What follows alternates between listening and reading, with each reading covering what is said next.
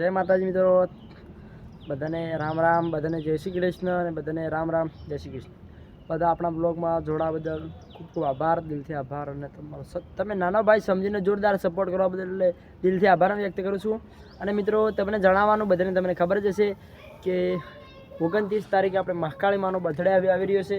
તો પહેલાંથી કેટલા કોમેન્ટમાં જય મહાકાળી માં લખે છે અને હેપી બર્થડે મહાકાળી માં લખે છે. તો આજે જોઈ લઉં છું મિત્રો. ને તો આજે આપણે મહાકાળી માને યાદ કરીને અને મહાકાળી માનું સોંગ ગાવાનું છે એટલે બર્થડેનું.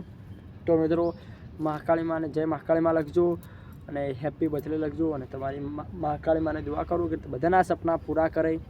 તો પહેલાં તો હેપી બર્થડે મારી મહાકાળી માં, એટલે મારા જીવથી વાલી મારી મહાકાળી માં. કારણ કે આપણે પાવાના ડુંગરે બેઠી બેઠી ઝાટકે કોમ કરે મિત્રો આપણી મહાકાળી માં. એટલે જય મહાકાળી માં કોમેન્ટમાં લખી દેજો.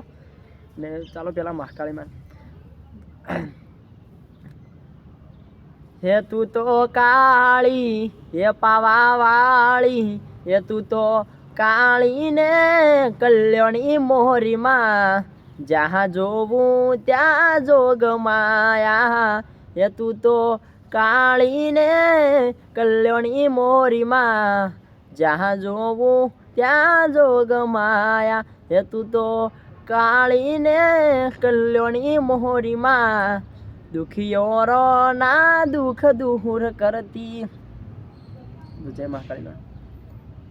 હો પાવા તે ડુંગરે બેઠો મહાકાળી, હાચી રાખો ભગતી તો ઝાટકે કોમ થાય છે. મારી માતા તો અલ્યા જગમોરે પૂજાય છે, જે પૂજે એના ઘેર લીલા લેર છે. જય મહાકાળી માં લખવાનું ભૂલતા નહીં. ને જય મહાકાળી મહાકાળી. હવે આપણે થોડા દિવસમાં આપણે પાવાગઢ જવાનું છે. તમને બધાને ખબર છે આપણે થોડા દિવસમાં જ પાવાગઢ જવાના છે. તો લાઈવ તમને દર્શન કરાવીશું. ને પાવાગઢ જઈશું એટલે 2 દિવસ પહેલાં વિડીયો બનાવી દઈશ, બ્લોગ તમને બતાવી દઈશ કે હવે આજે નીકળવાના છે. તો સપોર્ટ કરતા રહેજો અને સપોર્ટ કરો છો એનો તમારા નાના ભાઈ સમજીને સપોર્ટ કરતા રહેજો. જય મહાકાળી માં, જય મહાકાળી માં.